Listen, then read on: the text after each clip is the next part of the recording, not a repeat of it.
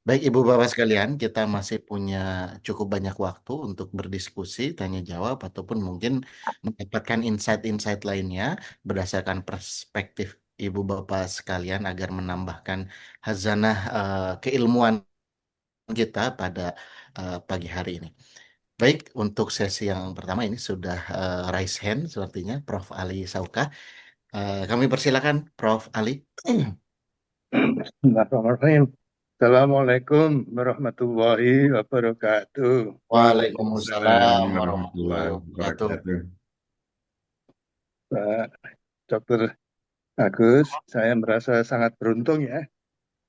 Tiba-tiba tadi pagi itu malam ya, itu melihat ada undangan Zoom ini dan ini relevan sekali buat saya. Banyak hal-hal yang selama ini belum yakin gitu, jadi menjadi semakin yakin. Saya punya dua pertanyaan saja. Yang pertama,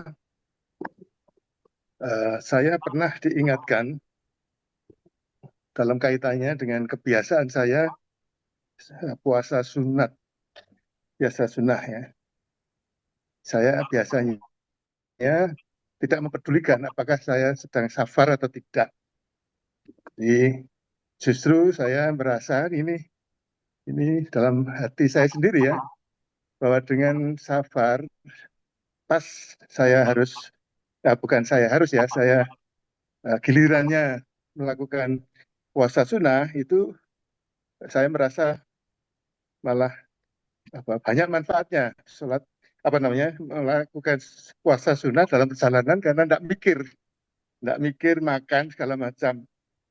Tapi ada yang mengingatkan bahwa kalau puasa sunnah dalam safar itu sebetulnya tidak dianjurkan ya. Tapi kemudian saya cari alasannya hanya karena dengan puasa itu bisa saja menghambat saya untuk berbuat kebaikan. Jadi kalau kemudian dengan puasa itu saya tidak lagi harusnya bisa melakukan kebaikan tapi tidak bisa, saya terima itu. Jadi saya mohon fatwa ini. Yang kedua, tadi disebut kita sebaiknya menempati tempat duduk yang sudah disediakan. Nah, sebelum naik pesawat, sebelum boarding, itu kan kita menunggu antrian. Dan di situ ada kursi-kursi prioritas. Ya, hanya untuk orang yang manula, orang hamil, ibu hamil, dan saya termasuk menganggap saya itu manula, jadi itu hak saya. Tapi karena sudah diduduki orang, saya tidak mengambil hak saya. Sikapnya seperti apa? Apakah perlu memberitahu bahwa itu tempat orang manula, sehingga harusnya anak muda tidak duduk di situ, atau ya didiamkan saja. Tapi itu sudah sangat wajar di semua bandara begitu. Terima kasih. Assalamualaikum warahmatullahi wabarakatuh. Waalaikumsalam warahmatullahi Waalaikumsalam warahmatullahi wabarakatuh. wabarakatuh. Oke, baik. Terima kasih Prof. Ali Sauka. Kita tampung terlebih dahulu mungkin. Selanjutnya kami persilakan Ibu Bapak yang lain jika ada yang ingin memberikan tanggapan, pertanyaan, ataupun mungkin perspektif lainnya berkaitan dengan adab di dalam perjalanan atau safar ini. Kami persilakan Ibu Bapak. Mungkin saya Pak Hasan ya. Ya, silakan. Ustaz Nana. Assalamualaikum warahmatullahi wabarakatuh. Waalaikumsalam Waalaikumsalam warahmatullahi warahmatullahi wabarakatuh. wabarakatuh. Alhamdulillah pagi ini kita dapat penjelasan yang luar biasa. Mengapa luar biasa? Maksudnya karena ini baru sebenarnya mendengarkan ini sehingga tadi kata Prof. Ali juga ini memberi keyakinan kepada kita yang untuk melaksanakan sholat jamaah. Mengapa? Karena ini banyak yang menentang bahwa sholat yang komplit itu lebih bagus walaupun sedang di perjalanan. Tadi malam saja saya ke rumah sakit ya, yang nunggu di rumah sakit itu jaraknya si bibi-bibi ya, jaraknya itu 80 kilo. Kata dia sholat maghrib, kata saya tarik aja sholat isanya bi. Tapi dia bicaranya, ah enggak lah, nanti saya akan sholat lengkap ya, sholat isya. Artinya mungkin hasil ceramah ini Pak Ihsan ya harus benar-benar disosialisasikan. Utamanya kasihan kepada yang bukan Muhammadiyah gitu. Kasihan sekali. Saya udah beberapa kali berangkat dengan teman-teman bukan Muhammadiyah ya. Ya, bahkan beliau ini adalah dosen agama. Saya berangkat dari Tasik ke ini ya, ke Solo, ke Solo ya, ke UNS ketika itu. UNS Universitas Negeri Solo. Eh, saya sholat pakai tayamum. Beliau gak yakin kalau tayamum itu menggunakan kursi dan akhirnya menggunakan kaca atau kursi ya. Dan akhirnya sampai di Solo kan setengah enam terus ke hotel itu kan jam 6 lebih kan gitu. Jadi bagaimana sholat asarnya kan, semacam itu karena dia tidak sholat di itu ya di perjalanan. Dalam hal ini adalah tayamum ya. Apalagi misalnya kosor gitu ya. Nah oleh karena itu kesimpulan saya bicara ini perlu sosialisasi. Jangan jangan sampai kita tidak melaksanakannya dan tidak melaksanakannya itu lebih merasa pahalanya lebih besar gitu. Ya begitu. Terima kasih Pak Ustadz Dr. Suprajaya. Insyaallah saya akan lebih yakin lagi soalnya. Sekian, Assalamualaikum warahmatullahi wabarakatuh. Waalaikumsalam Waalaikumsalam. warahmatullahi wabarakatuh. Oke, baik. Terima kasih Ustaz Nana atas Itu Prof. Partino sudah siap itu. Partino. Silakan Prof. Partino, mungkin ada yang ingin sampaikan. Assalamualaikum warahmatullahi wabarakatuh. Waalaikumsalam warahmatullahi Ini wabarakatuh. jamaah itu mengaji. Jadi jadi begini memang. Muhammadiyah itu dasarnya semua ibadah itu kan harus tahu ilmunya, harus tahu dalilnya. Ini tahu Ustaz Nana. Jadi kalau kita tidak tahu dalilnya ya itu menganggap bahwa apa ya sholat penuh 4 rakaat itu ya dianggap hebat. Makanya Muhammadiyah itu tuntunannya kan kita harus tahu ilmunya, tahu dalilnya, dasar-dasarnya apa. Saya selalu kalau perjalanan Jayapura juga begitu. Sholat saya di pesawat, ya saya tayamum dari kursi. Kan nggak mungkin kalau kita mau wudhu di toilet. Karena apa? Air di toilet di pesawat itu kan juga sangat terbatas. Kita sudah dimudahkan oleh Allah, sudah diberi kemudahan-kemudahan, fasilitas-fasilitas, ya kita manfaatkan. Jangan kita mencari yang lain-lain. Jadi saya seperti itu, selalu sholat duhur dan asar. Kalau dari Jayapura misalnya penerbangan jam 11, itu kan juga belum masuk duhur. Tapi nanti sudah sampai di Makassar sudah jam berapa, jam 3. Itu kan sudah masuk asar juga ya. Lebih baik saya kan tuntunannya kan sholat di awal waktu. Ya sudah di awal waktu, begitu. Jadi kembali lagi memang idenya Ustadz Nana bagus. Disosialisasikan. Tapi juga kita harus hati-hati mensosialisasikan ke orang-orang. Karena kalau yang sudah dari dulu nggak pernah namanya menjamak, mengkosor, terus diceramah itu dia juga tidak akan gampang. Karena apa? Apalagi yang sudah punya pendidikan dari IAIN atau dari UIN yang tadi disampaikan. Ini benar-benar kemarin juga saya laksanakan begitu, Ustadz Nana. Jadi saya dari Jogja, kebetulan kan ada mahasiswa S3 itu ayahnya meninggal. Nah dari Jogja ke Kebumen itu kan memang cukup jauh, sekitar 3 jam. Jadi ada hampir 120 kilo. Nah itu saya menjamak, tapi mereka menjamak dan mengkosor. Tapi mereka tidak, ya sudah, mau ikut yang mana? Nah, ini makanya kembali lagi kita ikut pada tuntunan karena kita harus kembali ke dua tali yang kita akan selamat di dunia dan di akhirat.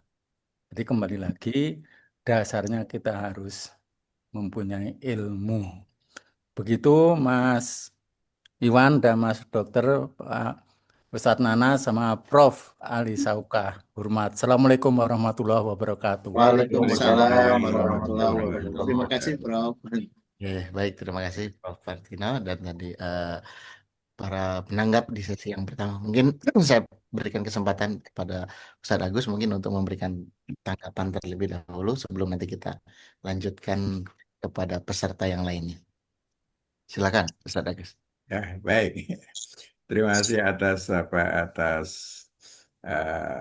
tanggapan, pertanyaan-pertanyaan dan beberapa penjelasan yang insya Allah akan memperkaya pemahaman kita. Yang pertama dari Prof. Ali, ya, tentang kebiasaan puasa di perjalanan. Ini dulu saya amalkan begitu, Prof. Saya ikut perjalanan ke Turki selama berhari-hari. Kalau Senin ya puasa, kalau Kamis ya puasa. Karena itu sudah menjadi habit sejak di rumah, sehingga dalam perjalanan pun ya itu tetap berpuasa. Tapi memang ya puasa perjalanan itu kita dapat dispensasi. Di dalam puasa wajib saja apabila fi safarin fa'iddatum min ayamin ukhar. Jadi ketika safar puasa wajib saja boleh tidak dilakukan, nanti diganti pada hari yang lain. Nah, analoginya wajib aja boleh tidak berpuasa, kalau sunnah itu tentu juga tidak wajib, tidak harus dilakukan. Nah, persoalannya mana yang utama? Ya. Dalam beberapa riwayat itu disebutkan bahwa apa namanya puasa kok ada jamuan itu disarankan untuk ikut mencicipi jamuannya, artinya untuk membatalkan puasanya. Nah, dengan begitu ya sebenarnya ini adalah kemudahan bagi yang sudah punya habit berpuasa Senin Kemis kemudian safar tidak berpuasa, ini kan karena ada alasan khusus, ini ada alasan safar. Maka ya tetap pahala puasa itu insya Allah tidak hilang karena apa? Menjadi habit ketika dalam kondisi mukim. Nah, sekarang saya cenderung mengamalkan yang ini. Ya, jadi kalau safar, ya saya mengambil apa namanya kemurahan Allah ya untuk apa tidak berpuasa nikmati perjalanan. Nah, ketika dalam keadaan mukim, nah itu baru diamalkan. Ini adalah Boleh, pilihan, Prof. Ya, boleh menyela ya, boleh menyela. Nah, Saya itu setiap minggu hampir 2-3 kali keluar kota, musafir tadinya. ya, ya, Dan kebiasaan puasa saya puasa Daud. ya, Jadi kalau kemudian memilih yang tetap puasa, memilih tidak puasa, berarti Daud saya tidak lagi saya lakukan. ya, ya, ya, Ya 2-3 kali seminggu aja. Jadi di rumah itu mukimin itu hanya 2 hari dalam seminggu. ya, ya, Jakarta ke tempat lain. Nah itu pilihan saya itu kalau kemudian saya katakanlah tidak lagi melakukan puasa sunnah, nah, hidup saya itu dalam perjalanan. Gimana itu? ya. Menurut saya itu pilihan yang bagus, Prof. Ya, pilihan yang bagus artinya karena pilihannya Daud sehari puasa sehari tidak dan kita mengambil di dalam perjalanan tetap dilakukan. Menurut saya ini adalah sebuah pilihan yang insya Allah pilihan yang bagus lah kalau menurut saya ini. Jadi ini adalah bagian pilihan sebab nanti kalau misalnya kita kemudian harusnya hari puasa tidak puasa itu ndautnya badar itu kalau bahasa Jawa itu ya, badar ya. Jadi nanti dilakukan. Menurut saya ini adalah pilihan. Nah, yang kedua, ini tentang adab apa di perjalanan itu ada priority seat ya, di bandara ada, di kereta ada, di kereta terutama yang komuter, yang kereta-kereta itu kan ada seat prioritas untuk orang tua, ibu hamil ya. Nah, itu ada prioritas-prioritas. Nah, ketika di situ ada perempuan hamil, ada manula, kok kita menduduki kursi prioritas itu, sementara yang punya hak itu tidak punya akses ke sana. Nah, ini zalim ini. Yang menduduki itu zalim, ya. Karena dia mengambil hak orang lain, ya, mengambil hak orang lain. Nah, ini yang jadi persoalan negeri kita. Banyak yang yang tidak memenuhi hak-hak orang lain, mengambil hak-hak orang lain.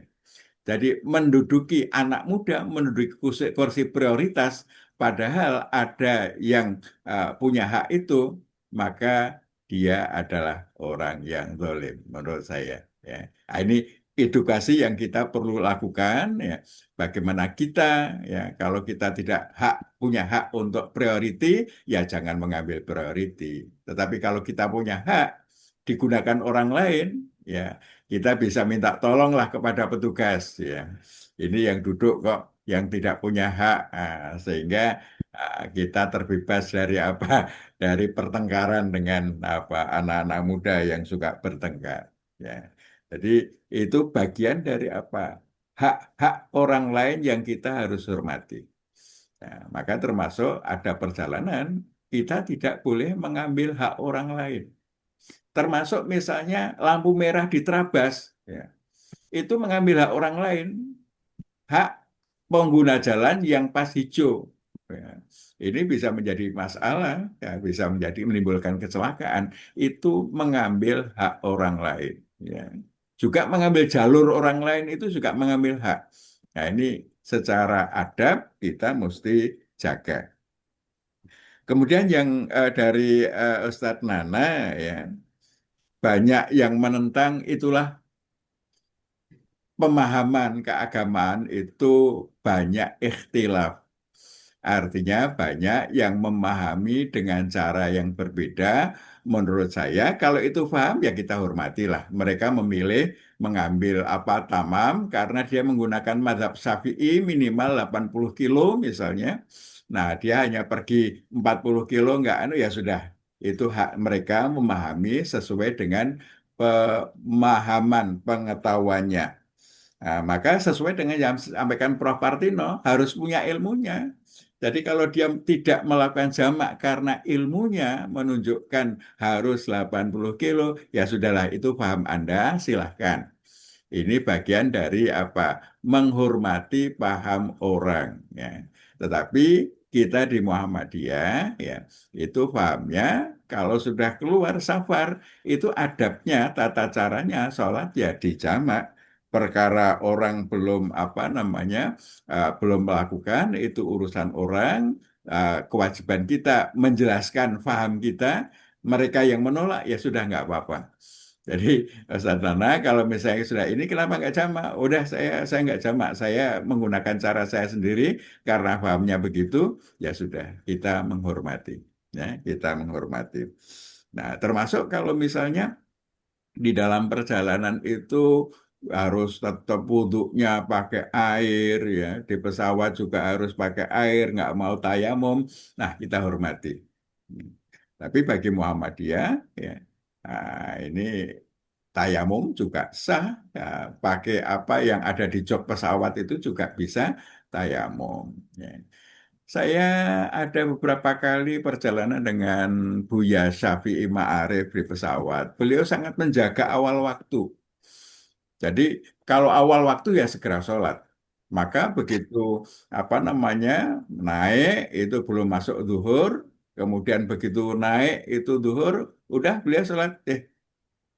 Dokter katanya, kalau manggil saya kan dokter. Dokter mau sholat sekarang apa nanti?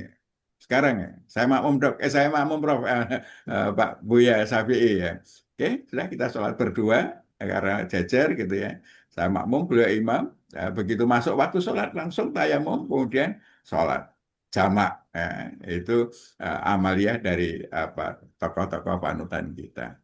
Jadi ya sudah, paham kita begitu, orang lain nggak mau, ya sudah nggak apa-apa. Yang penting kewajiban kita memberikan penjelasan, paham yang kita lakukan, apa kita begini dasarnya ini. Kalau orang menolak itu adalah urusan mereka. Jadi saya highlight apa yang disampaikan oleh Prof. Partino bahwa harus tahu ilmunya. Nah, kalau nggak tahu ilmunya itu memang repot. Ibadah itu intinya harus tahu ilmunya. Jadi eh, apa dasarnya kita punya, selagi kita punya dasar, insya Allah ya ini akan menjadi sesuatu yang luar biasa.